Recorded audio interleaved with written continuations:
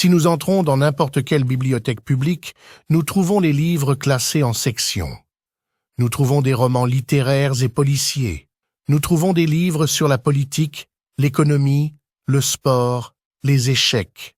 Nous trouvons des bandes dessinées et de nombreux autres types de livres différents.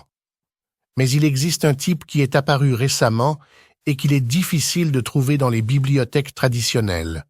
Il est appelé développement personnel. Ces livres rentrent dans les détails de la vie quotidienne, comme les relations sociales, la gestion de son argent ou la réussite dans divers domaines.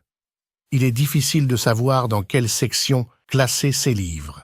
Les placeriez-vous dans la gestion, l'économie ou la philosophie?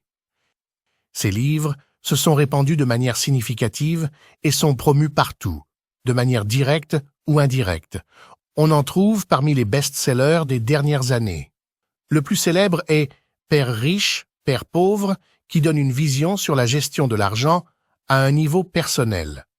Il y a aussi « Les habitudes atomiques » qui vous enseignent comment construire de bonnes habitudes. Et il y a encore beaucoup d'autres livres qui attirent les lecteurs, espérant améliorer un aspect de leur vie. En général, ces livres proposent de bonnes idées.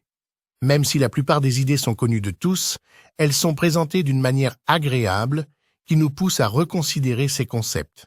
Cependant, ce type de livre est également fortement critiqué, car la plupart des idées sont présentées comme des vérités philosophiques, économiques et sociales immuables, alors qu'elles n'ont souvent aucun fondement scientifique.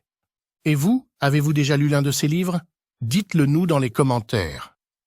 Finalement, si vous avez aimé cette vidéo, laissez-nous un like et allez regarder l'une des 2 vidéos qui s'affichent à l'écran.